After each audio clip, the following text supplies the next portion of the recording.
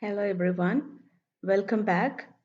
In continuation of what we were discussing on our previous video lectures, today we'll be continuing with the stages of group formation by Tuckman, how the stages was formulated or developed as teams, and then we'll be winding up this module with the characteristics of effective teams. To recollect what we have learned on our previous sessions, what was team, what was group, what is the difference between both, what are the types of team and what are the types of groups, how a group is formed. All these we were discussing. We winded up with stages of group formation. Just to recollect, there are 5 stages: forming, storming, norming, performing, and adjourning. So, these stages, which was developed by Tuckman, he comes out with a cycle here. If you could look, the 4 stages, it goes back, it's just works as a cycle. Whereas in the adjourning stage, you can see that either the team gets collapsed or it continues for next project or next purpose, or the team reforms. While reforming, there is possibility for new people to join the team and there is possibility for people to drop. So this is a cycle. So how a team forms, then storming happens, norming happens, performing, adjourning, again reforming and joining. So this is a continuous cycle which where the more you have projects and works to be completed, the more the number of teams. This is a kind of cycle, or this is a kind of process which happens again and again. You might understand here the task emphasis is high at the joining stage, whereas in the adjourning stage it is low.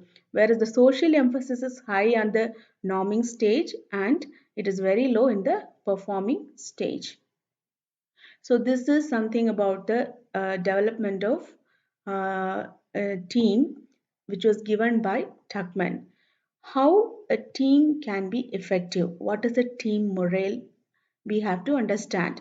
Normally, morale is the capacity of a group's members to maintain belief in an institution or goal, particularly in the face of opposition or hardship. In other terms, morale is something which is belief in a belief of an institution, or trust over the institution, which helps a group of people to move forward whatever may be the situation.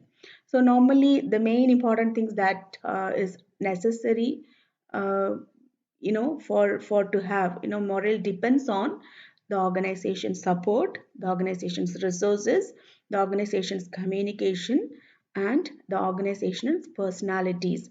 So if we want a team to be successful or highly effective, how it should be.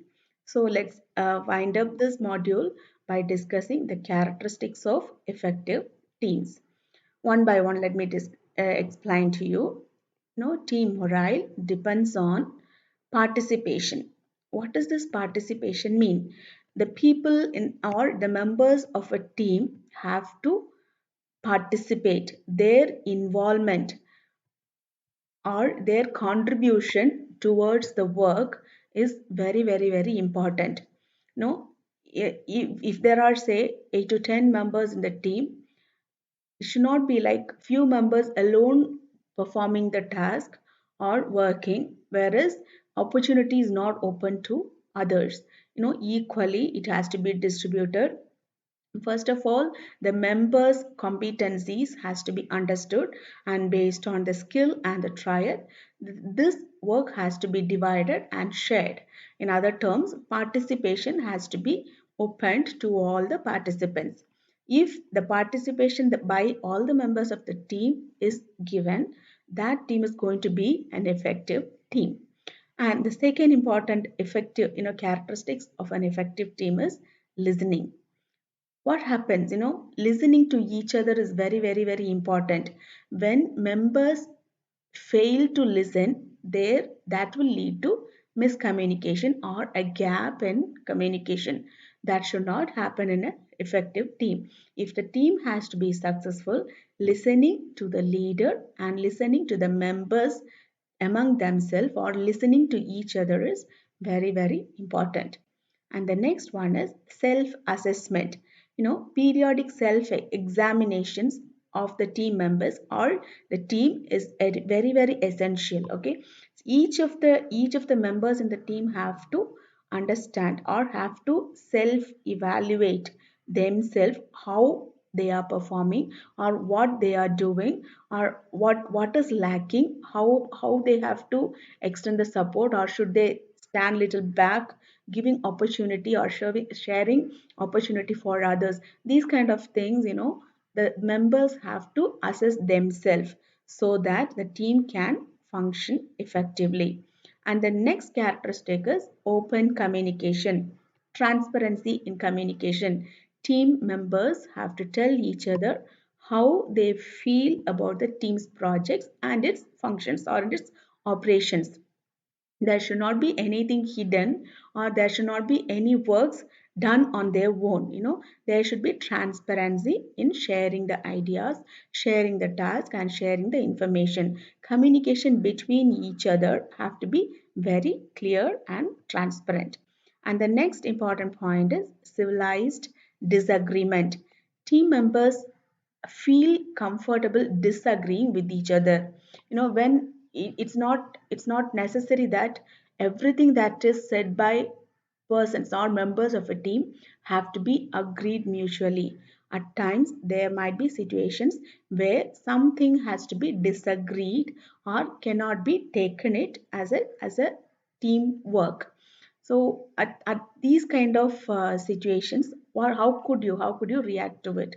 It is very essential that when you disagree politely and friendly, not in a task of authoritative or as a command basis, or but you have to mutually, or the members of the team have to mutually disagree. If when disagreement is expressed, that has to be expressed politely and friendly.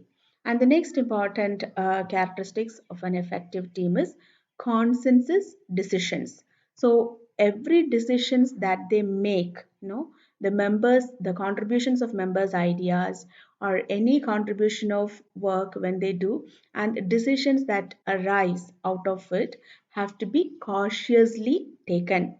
Members have to avoid both formal voting and easy compromises, in order to please each other, or in order to take favor from each other. This should not happen. Every decision that happens among the team, among the functions of the team, as the team operates, have to be consciously taken. Okay. And the next one is external relations. The team develops a good relationship with other teams or other departments or other members when there is external relation with, either it can be to the supervisor or to the other department or to the similar kind of project teams. The team working relationship has to be good.